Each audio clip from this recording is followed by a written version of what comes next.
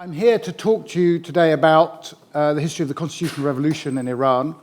A couple of quick sort of background comments before we get started. I shall be using the terms Persia and Iran interchangeably. They are the same country, don't worry. Iran is simply the term that those native to the country have called that country. Persia is obviously the term that many people in Europe have known the country. I tend to like to use it interchangeably, partly because in a Western context, you will find much more connection in some ways, much more historical and cultural connection with the term Persia.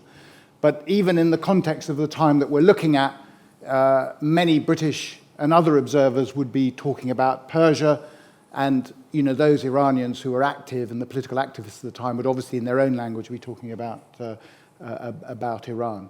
I want to say quite emphatically now also that the term Iran is not a new invention, just in case anyone sort of picks that up from some wayward textbook which has got it wrong, sadly, but I just want you to sort of be absolutely clear on that. Now, secondly, I want to sort of highlight why we should be looking at an event that happened over 100 years ago in framing the context of the demonstrations and the protests that happened last year, and which in many ways are still simmering away. I mean, the problems have not gone away. And the reason is very simple. The constitutional revolution marks that moment when the modern Iranian state basically is born.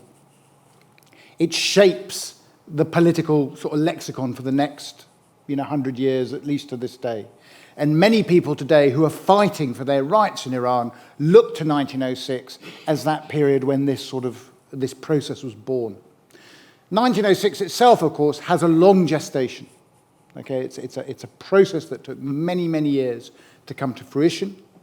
And it's a process which I'm sorry to say has yet to be fulfilled. That promise of the 1906 Constitution and that period of revolution, the promise that it held has yet to be fulfilled. And even at the centenary in 2006, Iranian students, who seem, I have to say, to be amongst the most courageous elements in Iranian society today, repeatedly come up and say to their leaders, why is it that we have not yet achieved even the most fundamental aims of the constitutional process in 1906. And of course, what they do in saying that is they undermine in some ways or delegitimize the importance of the 1979 revolution, which they don't see as a movement that actually achieved the aims that it set out to do. And not only that, but didn't actually even progress some of the ideas that were outlined in 1906. So this period, I think, is very important for our understanding of modern Iran because it's important to Iranians themselves. They find it vital as an understanding of their own political development. But I think it's very important for us to understand also how this came to fruition, also in some ways because of British-Iranian relations themselves. As you'll see, the relationship between Britain and Iran in this period was particularly intimate, not entirely positive, it has to be said, but not for the reasons that you might think.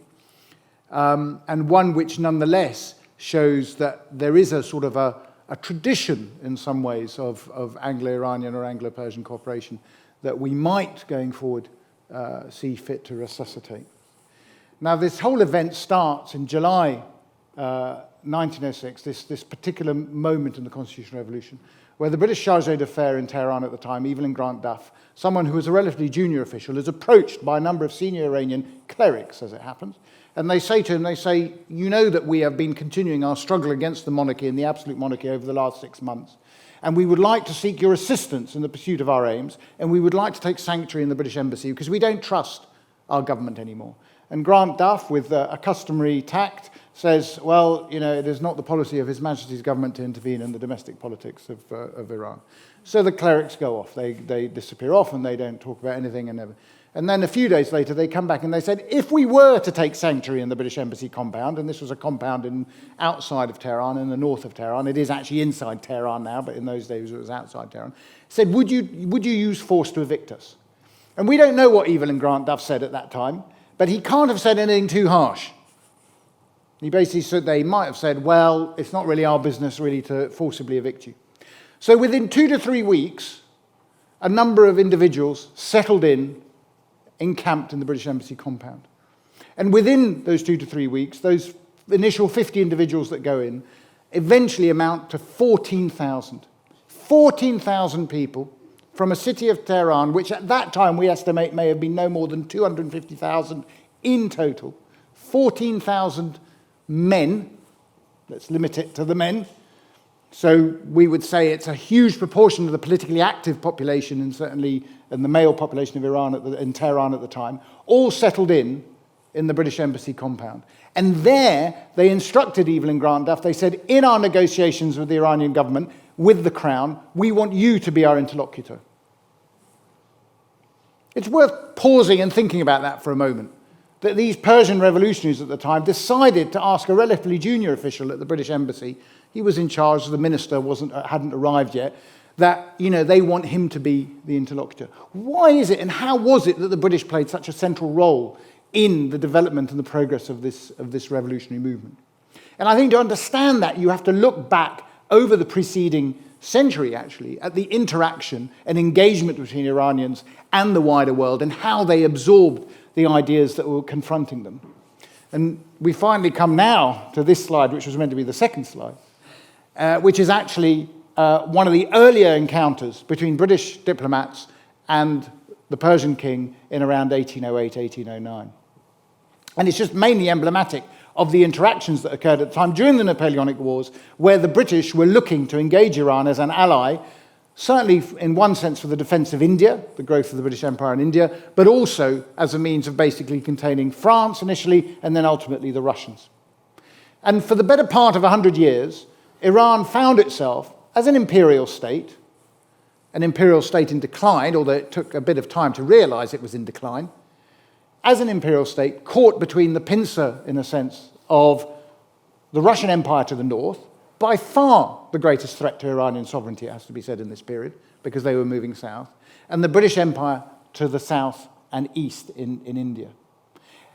And intellectuals in Iran at the time began to divide over what was the best route and the best way to achieve, in some ways, the challenge, to cope with the challenge that the West was providing. Iran had coped with many challenges in the past, coming from abroad, and tended to sort of cope with them in one way or another.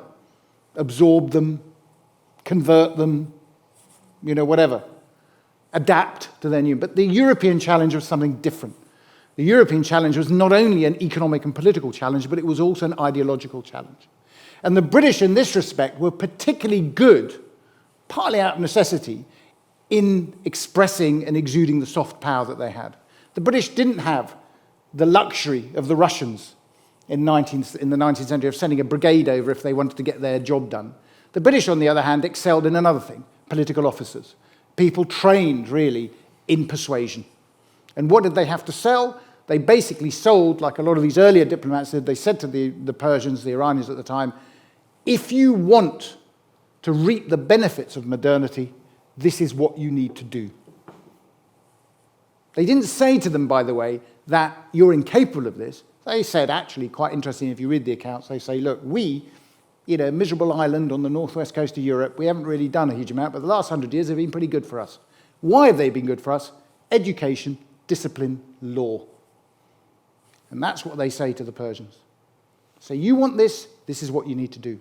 And a number of Persians, Iranians, absorb this. They travel to Britain, and they've been traveling to Britain really since the 19th century. There have been some extraordinary people who came to Britain at the time and basically absorbed and digested and lapped up, really, with a good deal of enthusiasm, what they saw. And the British were very keen to basically, obviously, sell them sort of a British success story. Remember, this is post-Napoleonic Britain, very confident, industrial. And what they say is that what you need to do is, pick up the things that we've done, look at the way we've adapted our politics. Because the problem you have is not a social one. It's not because you're Persian. There's no biological deficiency here. The problem you have is political. And you see this in a number of British writers. And, of course, it's very attractive to the Iranians. And the Iranians sort of adapt and engage with this. One of the things many of the Persian diplomats who are engaged with Britain do is they all become members, almost universally, I have to say, of the Masons. They all become Freemasons. Why do they become Freemasons? Because the Freemasons offers them a route in to what they consider to be an international intellectual brotherhood. One that doesn't require them to believe in weird and wonderful ideas of the Christian Trinity, but it does expect them to believe in God, which suits them very well, and it has lots of ritual, which suits them even more. Yeah? They love it. And they engage with it. And it's one of the means by which these ideas, these sort of what we term radical Whig ideas, begin to become infused into the Iranian consciousness. And throughout the 19th century, you begin to see this process of intellectuals arguing very forcefully that what the country needs is a political change. Not a revolution on the French model. Let's not get carried away with the French, okay? We don't want to execute our king or anything. It's a bit rough. But the British seem to have a fairly nice idea of what we need to get done here. Constitution, rule of law, limits on the power of the monarch. More than that, they also pick up, and this is an interesting thing that most people don't pick up on, they also pick up that Britain is a cosmopolitan nation, if you will put it that way. It's made up of different components. It's got English, Scottish, Welsh, Irish, and they all seem to bind together. And of course, for the Iranians, who are seeking a sort of the development of a sort of a national state from what is essentially an imperial kingdom, this has its attractions too. It's a model they can follow. So when you're looking at this initial period, there are attractions. But there's also a push factor too. Let's not be too rose-tinted about what the relationship is. Because one of the problems that the Iranians have with their British interlocutors is they're very good on ideas, but they're not very good at putting them in practice. Okay, they look at the British and they say, you know, we think these ideas are marvellous, but why don't you live up to them? And of course, the British attitude is, well, you know, it's complicated, politics is complicated, the Russians, you know, we don't want to mess around with them. So there's a wonderful case, actually, where a Persian prince complains to an Iranian diplomat, to a British diplomat in the 1860s, where he says, why is it that you have pursued the abolition of the slave trade with so much enthusiasm, for no other reason than your shared common humanity, but you won't help us abolish the slave trade in Central Asia? And the reasons are simple, because Britain has a navy. It doesn't have a very strong army, and it can't get to Central Asia, so it can't do it. But the British diplomat says, privately, you know, I obviously had to fob the guy off, but privately I had to admit that it probably wasn't a great look in some ways. That, you know, we weren't delivering on something, that we did impress on some levels, but we couldn't in others. Now, in 1856, Britain and Iran went to war, hopefully for the last time. Actually, it wasn't technically Britain, it was the East India Company, but nonetheless, it was the last war the East India Company fought. It was short-lived, it didn't last long, but what was remarkable about it actually was not the war itself, it was the treaty that followed. And the treaty that followed, the British actually imposed a very lenient treaty on the Iranians. And the Iranians were quite shocked. Compared to the Russian treaty, it didn't have a huge amount to it. What that did is it also opened the door in some ways to British ideas being much, much more influential within Iranian political elites. Because they suddenly realized that actually, you know, the British might be our friends. They were to be mistaken to some level, but nonetheless, they saw it as attractive. And one of the things they did, mistake, by the way, was they decided the way we need to pursue this, the way we need to pursue change, is not through political change, because we can't do it. The monarch won't allow it. We'll invite British entrepreneurs to come and set up corporations, offer concessions, economic change, and that economic change will catalyze political change. These economic concessions that were to come in some ways, in many ways, were to be enormously influential, okay, in an economic sense. I'm not going to go into depth of them now because we don't have time. What it did do, however, is it galvanized opinion in some ways against the British as well. So the British had both a positive and a negative impact on the way in which Iranian intellectuals forged the future. One is they were attracted by the ideas of British political organisation, but two, they were in some ways offended by British policy and practice. Okay, the various economic concessions were seen in many ways as selling out. The country was selling out. But their criticism was really against the monarch. It wasn't so much against the British, it was against the monarch. The monarch was seen as selling out the country. So all this sort of feeds into a sentiment and an agitation. But I have to say, it's very slow. Iran doesn't have a print culture in this period. Literacy rate is pretty slow, is pretty low.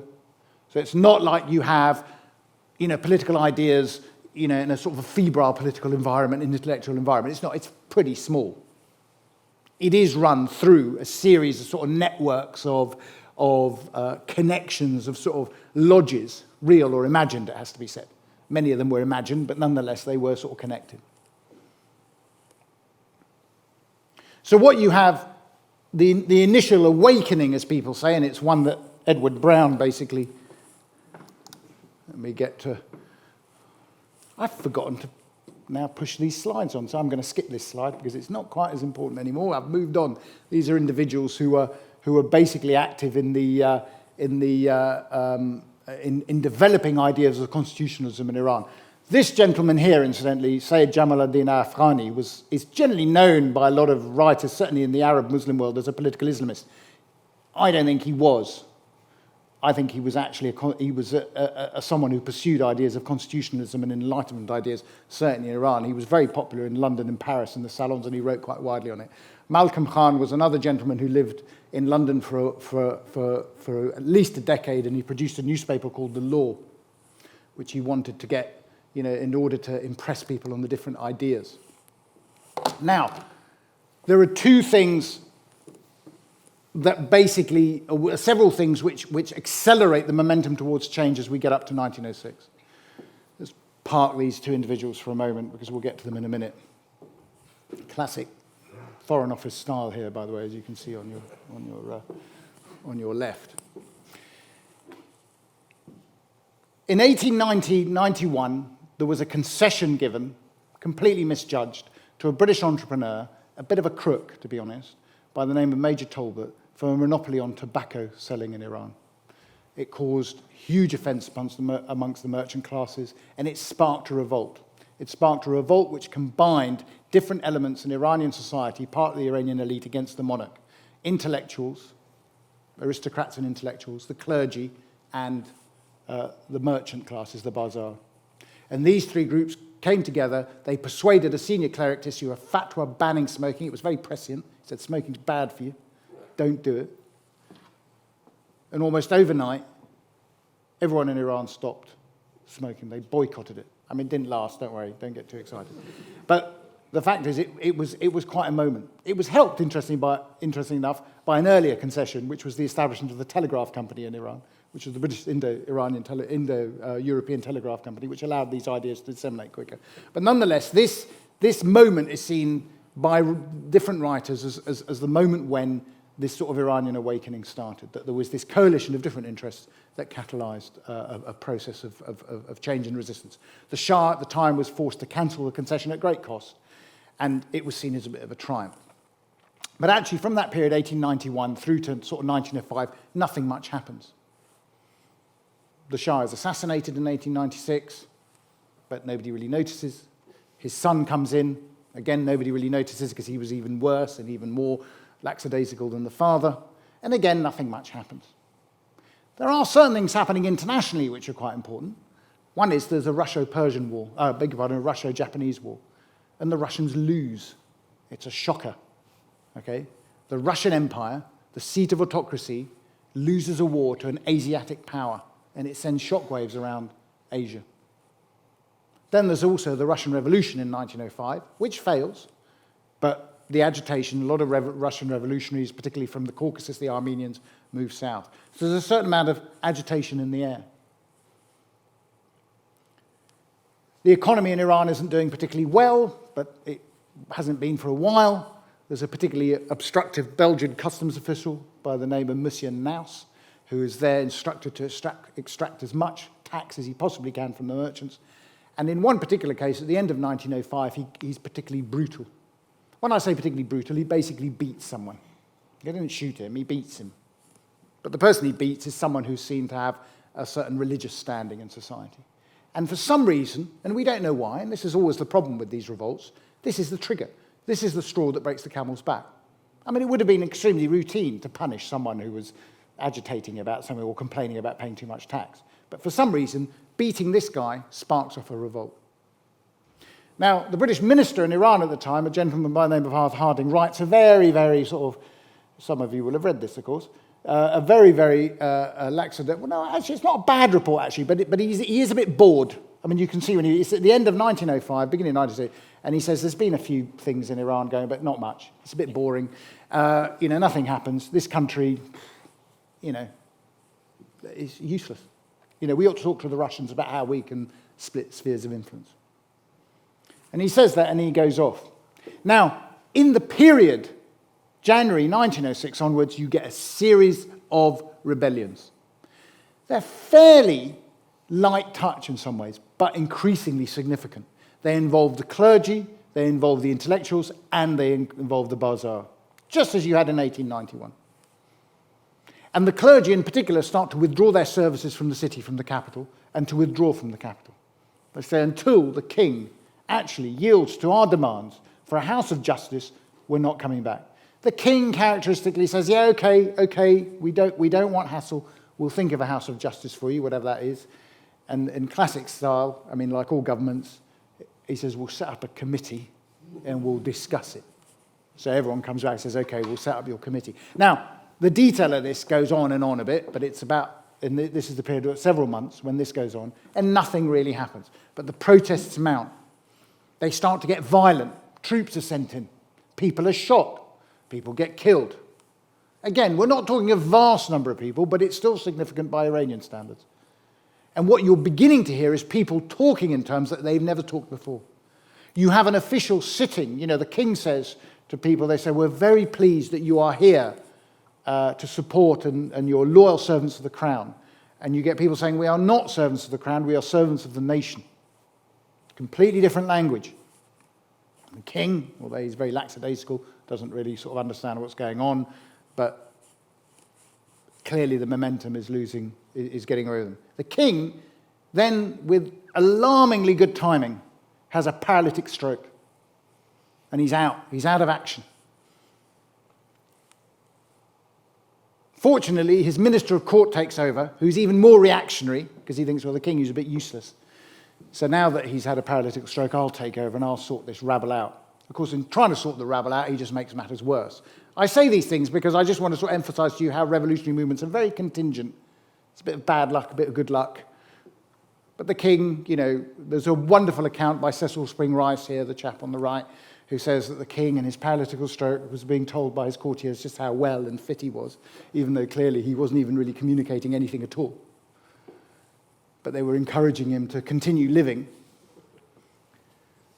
It's at this stage in July where you get the sanctuary in the British Embassy. And they go to the British Embassy because they've tried sanctuary in other places, in mosques, for instance, and they haven't been able to get, the Crown just thinks that there's nothing sacred about a mosque, so let's not bother about that. So they go to the British Embassy. Those 14,000 people sitting in the British Embassy compound are very well organised and very well managed. Again, there's an account of the British Embassy, and they say, actually, to be honest, it's not a mob. They're actually pretty well, they look after themselves. There's been a few damage to the flower beds, but, let's not get, we won't get too fussed about that. But by and large, the bazaar is supplying all the food, and, they keep themselves, and they're discussing things. It's probably the greatest political seminar ever to have taken place in Iran. And they, in discussion with Evelyn Grant Duff, they sort of actually start to refine and organise what exactly their demands are. And their demands ultimately are for a constitution with a parliament, a separation of powers, and the notion of the implementation of the rule of law. Mozaffar ad-Din Shah, forgot that, this fetching gentleman here, finally signs the new constitution into law, or basically gives the edict for the new constitution to go in, and then does the good thing and dies. Okay? So he just doesn't, that's it. That's his job done. It's in some ways not a great idea because his son is a mega reactionary, but nonetheless, it's done. And there is this wonderful sort of pen portrait of people saying, for God's sake, sign it, before he just sort of finally conks out. In the period of a year, there's a transformation in the political landscape of Iran. And it took everyone by surprise. I mean, this is one of the things that I find really quite striking. It was a movement that was founded fundamentally on ideas. and new ideas that people had engaged with. It was ideas which allowed people to think the unthinkable. And at a period of time from when, Arthur Harding earlier says there's absolutely nothing going on, it's all a bit of a disaster, within a year, suddenly you get this sort of complete transformation in the landscape in Iran. And Cecil Spring Rice writes to Edward Grey, this chap who's the Foreign Secretary, and says 1906 has been a transformative year in the history of Persia because it has given Persia a constitution and a parliament. But he adds to it also that the prestige of Britain has never been higher. Because all these revolutionaries are looking to us to support their endeavour. This chap in particular, a gentleman by the name of Hassan Taghi-Zadeh, who became a very prominent ideologue of nationalism in the following 50 years, was a key revolutionary. He was very good friends with Edward Brown, who was the professor of Persian actually he was professor of Arabic, I'm sorry to say, but his speciality was Persian at Cambridge, and they were communicated a great deal. Taghi-Zadeh sends a missive to England, calls it an appeal to England, and you're going to know why he did send an appeal to England. But he sends an appeal to England where he says, the constitutional revolution in our country is in a very special sense the spiritual child of Great Britain. It's a striking thing to say. And in the document he says it 3 times. Why does he say it? Before you wonder why. Why does he say it? Because this gentleman, Edward Grey, who'd become Foreign Secretary in 1906 and was suddenly confronted with this turmoil in Iran, wasn't very interested in the turmoil in Iran. Edward Grey was the new Liberal Foreign Secretary. Everyone has a go at Lord Curzon, arch-imperialist, but interestingly enough, Lord Curzon was a good deal more sympathetic to what was going on in Iran than Edward Grey. Edward Grey was principally interested in Britain's security in Europe. Britain's security in Europe depended on alliance or a détente with France. A détente with France to contain Germany required Britain to have a détente with Russia, who was France's ally. For most Brits, this was a fiasco, the idea that we'd be siding up to Tsarist Russia, the headquarters of autocracy, not the done thing. So Edward Grey's diplomacy was really done sort of under the covers, if you will. He wasn't very keen on publicising exactly what he was doing. But nonetheless, he writes back to Cecil Spring Rice, who then arrives as minister in Tehran at the end of 1906, who's full of effusiveness and praise for what's gone on in Iran. And he says, why the hell did Evelyn Grant Duff let these people into the compound anyway? Why are we interfering in the domestic politics of Iran? This revolution isn't going to go anywhere, and we need to look at the bigger picture. So what Grey does is he organises and follows on a sort of an agreement with the Russians, encouraged by the French, to basically settle all their disputes in Asia, their imperial disputes in Asia, in order to basically consolidate the alliance in Europe. One of the areas, obviously, that they settle their disputes is in Iran. And in Iran, Edward Grey settles on a convention with the Russians called the Anglo-Russian Convention of 1907, in which Iran is split into spheres of influence. I emphasize spheres of influence, by the way. They're not sort of taking the country apart, but nonetheless spheres of influence. And it's a dreadful deal for the British. Dreadful. Why? Because basically what Edward Grey concedes to the Russians is he says that your sphere of influence will be northern Iran, covering all the populated areas, Tabriz, Tehran, Mashhad, all the way down to Isfahan. There'll be a little central bit which will be neutral, which we can both meddle in. And then the southeast bit, Baluchistan, will be the British sphere of influence, ostensibly for the protection of India. Even the British government in India thought it was a disaster. It said, what have you've given away northern Iran for Baluchistan? I mean, what the hell's that about? I emphasize this because one of the side developments that I don't mention is at this stage, the British have just been awarded a concession for the discovery for the exploitation of oil in Iran, which is in southwest Iran. It's not included in the zone of influence. Okay, think about it. In my view, it's one of the less salubrious, shall we say, deals struck by the British government in this period. But what it does do is it cuts off, basically, the revolutionaries like Taghi and others are looking to the British. They're looking to the British for support.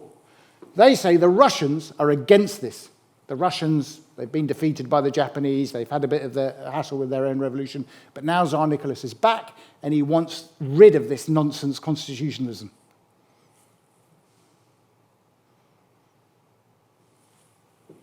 So people like Taghi say what we need is the British to help us stop the Russians interfering in our country.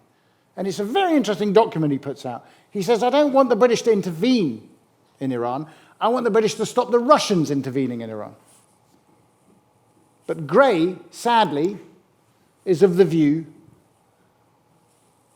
that, no, we've signed an agreement and, those areas are going to be in the Russian sphere of influence, and if the Russians intervene to basically block the constitution in support of a reactionary monarchy, we're not intervening in that. It's not our problem. Massive mistake, in my view, certainly. And Cecil Bring Rice writes to Gray privately, and he says, in doing this, we will be seen by many of our Persian friends as having betrayed them. Cecil Spring Rice, as I was saying to Martin earlier, also wrote the hymn I Vow to Thee My Country, by the way, in his spare time. Quite an achievement in itself. He later becomes ambassador in Washington, actually, as it happened. So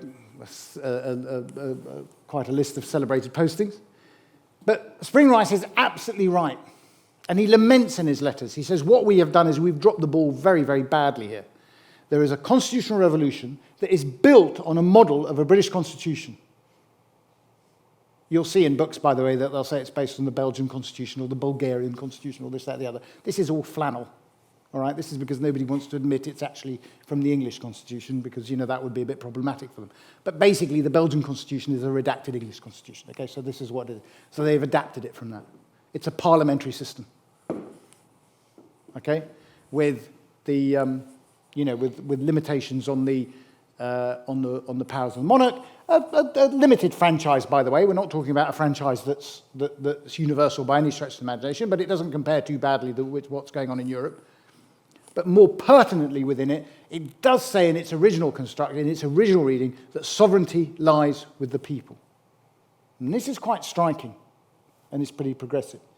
But almost immediately, you get problems, not only with the divisions internationally, which are clearly problems that are going to suffocate the way the revolution moves, but also the revolutionaries themselves. Again, one of the great problems of liberals the world over, from 1848 onwards, really, they achieve something, and then in their enthusiasm at their achievement, actually don't know what to do next. Yeah? The way in which the parliament is set up, and this is the big problem, of course, is that it's set up with a heavily weighted number of deputies from Tehran, the capital. The rest of the country is very poorly represented. But not only is the capital overrepresented, the minute all the votes come in and all the deputies are elected for Tehran, the parliament meets. It's quorate. All the other deputies we can wait for them to get them sorted out, so they get on with things. They're so enthusiastic. And then they suddenly come to the realization, well, we want free education, we want a good transport network, we want standardization of weights and measures, we want a national anthem, we want this, we want an army, we want a... And then someone says, who's going to pay for it? And they say, well, doesn't it just happen? No. So they then go to the monarch, and they say, well, you can pay for it. And he says, I'm not paying for it. I don't like this constitution business anyway. The whole point was, of course, that what had to be done was a system of taxation. But, of course, nobody wants to pay taxes. Even if they wanted to pay taxes, there was no system for collecting taxes. This was the fundamental problem facing the constitutional revolutionists. Big on ideas, not great on implementation. And it confronted them very hard. It hit them very hard that all these ideas they had, and the ideas are extraordinary, actually. They are extraordinary. The fact is, they were running into a sort of a a real ravine in terms of being able to do anything about it. So you get this toing and froing, you get the sort of the counter-revolutionaries and the revolutionaries, and they fight to and fro, to and fro, to and fro. It goes on to about 1911. Finally, the Constitution seems to have triumphed, but in terms of the power of the constitutionalists, it's not getting very far. The country is beginning to become ungovernable. The Russians aren't letting go either. They commit some pretty serious atrocities as well. It's accounted for in a number of writings of the time. The constitutionalists, in desperation, shall we say, suddenly decide, they say, we need to bring in someone to come and help us sort out the finances of this country. So they go to the United States. The Americans don't want to get involved. But they said, we'll let you have a financial advisor, a gentleman by the name of Morgan Schuster, but he can be your employee. We're not sending him as an American. He can be an employee of your government. Schuster lasts about a year. Not only is the system so Byzantine in its own way and quite corrupt, but he says there's a whole plethora of foreign powers, including the British and the Russians, who are just not interested in me being here. And they're not helping. So the whole thing comes to a crashing halt until we then get to the Great War. And in the Great War, basically, Iran becomes a battleground for essentially the Ottomans and the Russians, the British coming in later, but in a very small way. Now, I put this picture up because I just want to sort of emphasize the relationships between intellectuals across the divide. This is that gentleman, Taqizadeh, who I showed you earlier.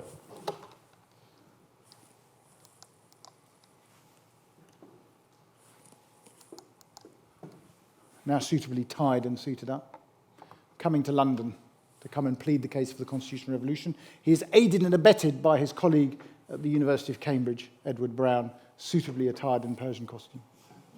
Okay? Brown, in a classic sense, said to Taqizadeh, he said, when you come here and give a talk, for God's sake, play it up, dress like a Persian, because they like a bit of exoticness. And of course, Taqizadeh said, I'm not a performing monkey. I'm not coming to play the role. But the bond between these two was extremely tight, and Brown ultimately in 1910 writes what is still in some ways the definitive study of the Persian Revolution. Certainly in the English language, it's then used by Iranian historians for their own histories, although I have to say that his own history is, there's a much more of a reciprocal relationship between, it's not as if, Brown was using a lot of sources from Iran as well, and so they sort of fed off each other. But Brown, in many ways, represents one of the first academic activists. He was a very, very prominent academic in his field, but in the Persian Revolution, he becomes quite polemical in his bid to sort of push the idea of the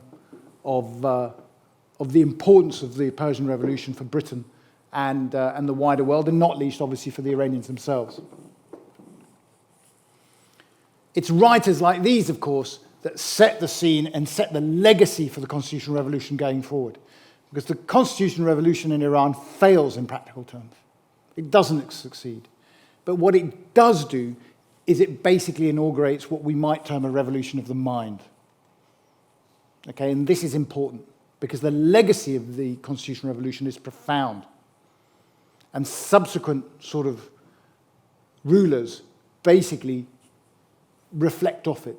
None of them fulfill its promise. Nobody pays any attention to a constitution, but they all want to implement its ideas about the development of the modern state. And basically these become fulfilled later with the arrival of the Pahlavi dynasty, in particular the new dynasty that replaces the old Raja dynasty in Iran from 1925 onwards. And it's the ideas of these men like Taqizadeh and others, and this gentleman like Furughi, another gentleman, another ideologue of the period, an intellectual, who basically pushed through a series of reforms that transformed the Iranian state. They engage with the world, with the wider world. And it's a profound intellectual engagement. Many people think that much of this engagement started in the 20th century. It didn't. It started a century earlier. And the ideas that transferred across borders were well developed, and they were absorbed by the Iranians. Yeah, we see too much, I'm sorry to say, those who are not from the historical profession tend to get a little bit too obsessed with what we might term presentism, which is that it's all about, what happens now, But the fact is it has deep roots. And one of the reasons why I think ultimately people's fight for their rights in Iran will ultimately yield success is because its roots are so deep. And because the ideas haven't been shifted. These ideas that you get in Iran today about the rights of the individual, about constitutional, about the rule of law, despite every attempt by successions of autocrats and most particularly the Islamic Republic and its religious theocracy to uproot these, it hasn't worked. And even the people who were fighting on the streets last year were simply echoing many of the ideas that were expressed first 100 years ago. It's very striking, actually, that individuals like Tahrizadeh or Fouroughi, who were dismissed by the Islamic Republic as, westernized stooges, are basically now coming back in to the political lexicon of many young people as the people for whom, that they should look up to. And they say, we've dismissed these people as lackeys of the West, but actually, far from it. They had the right idea. They understood what needed to be done in order to build a state from the bottom up, with nothing. It is, in a classic sense, a sort of realpolitik, as friends of mine have discussed. Not realism, but how do you apply liberal ideas in an illiberal environment? Probably the chief question of our times, by the way. Yeah? But this is what these people are dealing with. How do you apply liberal ideas in a situation which is the most unsympathetic to it? We neither have the tools, we neither have the means, we have a reactionary government, we have an international environment that isn't particularly good. How do we do it? And they got a good way there. I won't go through all this particularly, but if you have a look at it, you can always ask me questions on what on earth I'm talking about in terms of conservatism and Whiggism, but it's there. There are a lot of the ideas that come through reflect many of the ideas that were permeating in the West and in Britain in particular during the 19th century. They're very fond, you'll be interested to know, in people like Edmund Burke. But it's obvious why they should be, because Edmund Burke is seen as someone who reconciles tradition with modernity. So that's what they try and do. Ultimately, the state that is built by the Pahlavis, and Reza Shah in particular, and his son Mohammad Reza Shah, only fulfills part of the promise of the Constitutional Revolution. And the part that it fulfills, of course, is the development of the state. What they don't do, they don't get round to doing, is the rights of the individuals within that state. Okay, so you get the development of the judiciary, you get the development of mass education, you get a transformation of the law, but you don't have actually that completion of that process, which is the social aspect of it. And many people assume that the 1979 revolution might be the great leap forward that would achieve that. I think we've been sadly disabused of that notion, but that's not the case.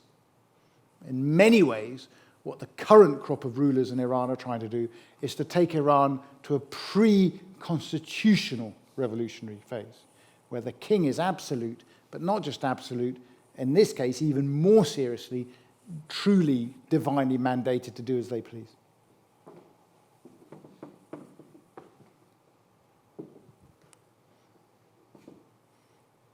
But the social pushback against this, I think, is quite interesting. I'll leave you, for those of you who think Anglo-Iranian relations are really terrible, which they have been of late, has to be said, with this, which I think it still exists. There are some Iranian colleagues here in the audience who might be able to tell me if it's still true or not true, but I think it is true. This is Edward Brown Street in Tehran. They never changed the name. They kept Edward Brown very firmly. I mean, it's just a street. It's not like a highway or anything, but hell, it's better than nothing. And Edward Brown is still considered by Iranians as the one person who supported the people against their government and didn't abandon them in their time of need. And as a consequence of that, Brown is the one intellectual of any nationality, by the way, of any nationality, who is still honoured in the Iranian capital today. Let's hope that that may be a little lesson that can be learnt by all sorts of policymakers going forward, that certain ideas are worth supporting and worth pushing through. And I do think, ultimately, that the founding principles of these individuals, on a whole range of areas, and I've only touched the surface, obviously, are the founding principles that I think will guide Iran through to a much more successful, I hope, and much more productive future. And I shall, Martin, leave it there, which I think is just about 45 minutes.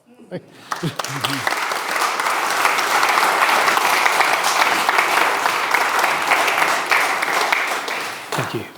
I'll stay there, yeah. So,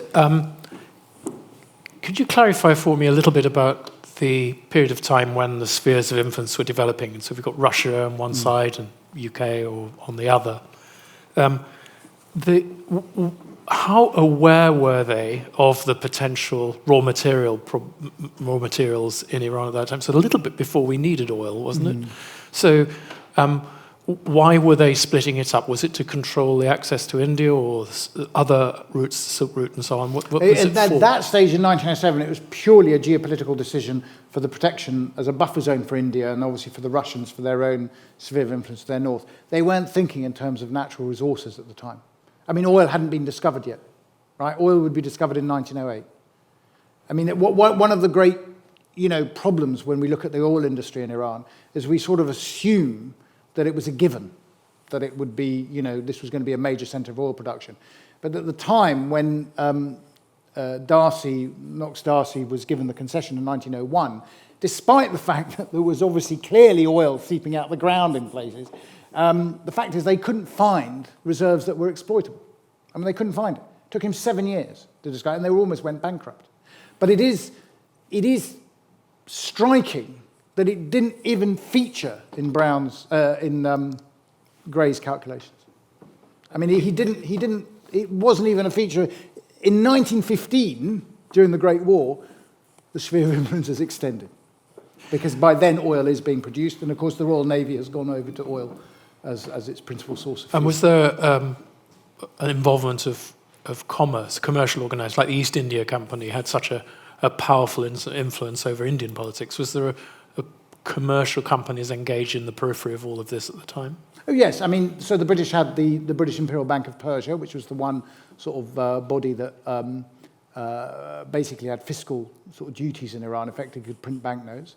There was a limited amount of sort of commercial exchange, partly because the British and Russians never wanted to give the other preferential concessions. I mean, the British had one pretty dramatic concession, the Reuters concession in 1872, which was so extraordinary that even Curzon commented on it and said it was the most extraordinary sort of like divestion of a country's natural resources to a single entrepreneur. But it was so objected to, not only by foreign powers, but in the Foreign Office itself, that it was cancelled. I mean, it was cancelled, but then they went through extended negotiations until Reuters then got his concession for the British Imperial Bank of Persia. There was the Telegraph Company, of course, and then there were various other trading concessions. But until you get the oil company in 1908, which eventually forms, it's the oil company that basically transforms the, the industrial landscape of Iran. So this is a question which is obviously linked to what happened later in 1979. Yeah. But I can't say where it's from. I don't know. But was there any role for Shia Islam in this era? Was there? Yes, the clerics were very actively involved in and they were Shia. Yeah, absolutely. I mean, when we're talking about the three, so in 1891, the fatwa is issued by a senior cleric. But the point about it is that it's a senior cleric in conjunction with secular intellectuals in the bazaar. In 1906, the clerics basically split. There were some clerics who were very supportive of the constitutional movement, very actively so. There were others that were completely against it. And one of them, a gentleman by the name of Nouri, Fazl Nouri, was eventually hanged for his sins in 1909. But of course, in the Islamic Republic of Iran, he's seen as very much a hero of the constitutional movement, even though he was opposed to all its principles. So the Shia clergy basically split. I mean, they split very even. And of course, we have to be careful when we talk about intellectuals and, the bazaar and the clergy as being all sort of like single groups. They're not in that sense. I mean, there are people who basically split. Sorry. I was wondering if you could comment on the class or occupational composition of the parliament that was convened after 1906. Roughly speaking, who is your median deputy? Who was your median deputy? Well, there were an awful... I mean, the difficulty here, by the way, is because, first of all, you don't have the dress code changes that come in afterwards. So when you get a picture of the parliament in 1906, there seems to be an awful lot of people with turbans, right? And everyone assumes they're all clerics. They're not all clerics. But the fact is that, traditional costume tended to be worn by quite a few people. I think very much at this stage, the median composition of your deputies at the time are still pretty elitist in that sense. I mean, you're talking about an elite group of people. Remember that you're not talking about a period of time when literacy or political awareness is socially extensive. So even when you're talking about members of the bazaar or intellectuals or members of the clergy, you're talking about the higher echelons of those groups, the educated elements. They're not all rich, if that's what you're asking about. Sorry, thank you. I want to ask you about the Baha'i problem. I think the Bab was executed, I think, around about that time. And No, much earlier. Was earlier than that. And there was Baha'u'llah, and also there was this problem of the Baha'is. Can you throw some light on this? I can indeed. I sort of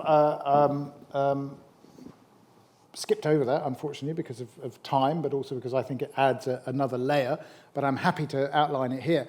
So we have the millenarian movement and the Bab in the 1840s and the early 1850s. What that does, for those of you, just to give a quick background, the Bab basically is an individual who basically claims that not only is he the sort of gateway to the final hidden imam of the Shias. Again, this is why I didn't want to sort of go into a huge amount of depth about this, because it's a little bit more complex. But not only that, but at some stage is claimed, certainly by his followers, as being the hidden imam returned. So he's basically seen, it's basically this messianic millenarian figure. Now, why is this important in many ways? Is because in making these claims, it's actually quite a revolutionary moment. There are some people that argue that the Babi revolt is basically an old-style religious revolt. I tend to see it actually as something quite modern. Albeit in a religious guise, but one in which the Bab tries to basically argue, with what he's saying, that there's an abrogation of Islamic law and religion is renewed.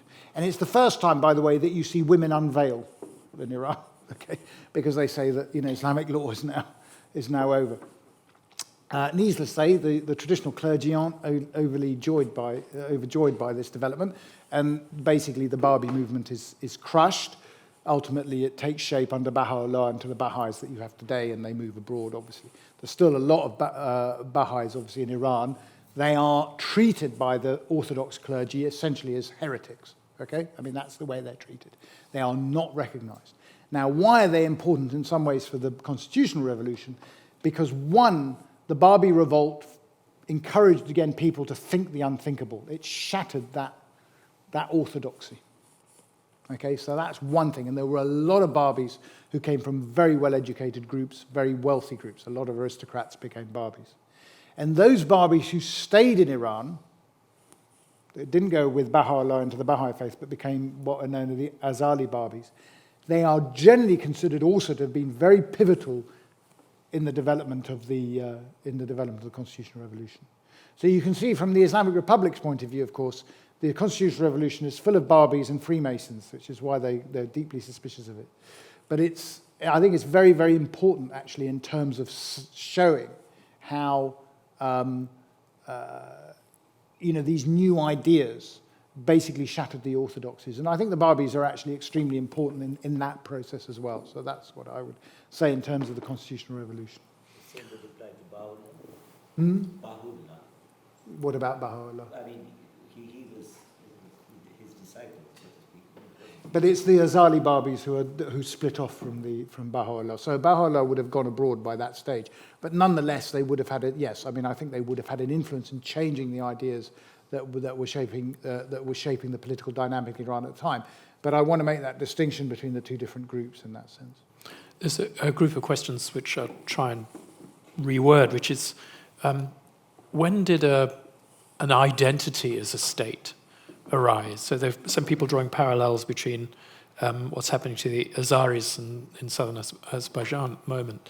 What is the sense of national pride of being in Persian or an Iranian? Was that a long time ago? Is this something that reformed as these country established itself during this constitution? That is a complex question on a number of different levels. However, I mean, Iran is probably unusual in the Middle East as being an identifiable territorial state from quite early on.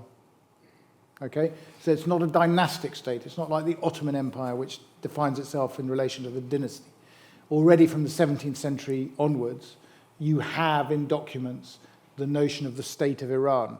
Okay, so it's clearly seen as a distinctive state and a distinctive polity, and there is an identity. Now that's distinct from nationalism, which most of us would accept is basically a modern ideology, and the development of nationalism, but clearly that modern nationalism, which I think basically develops in the 19th century and spreads from an elite, outwards as you get education and others, is founded on a much longer sense of distinct identity. I've just got a question about the way that ideas spread, I suppose. Yeah. And I feel like your lecture gave an argument saying that the individuals behind this process were basically uncritically absorbing post-Enlightenment ideals from the British and that model of absorption. And I wondered if you press deeper, it might get more complicated just from the examples I'm familiar with. In the Indian context, C.A. Bailey wrote a book about liberalism being diffused in India, and he offers a model of creative adaptation and fusing with local traditions. And that process of Enlightenment and ideals being translated into non-Western contexts, if that makes sense. It does. I mean, that's exactly what happens, by the way. I mean, I don't want to give the impression they don't uncritically accept them. They digest them. I mean, they integrate them into their own model. But what is striking is we're talking at this stage about very basic ideas. Okay?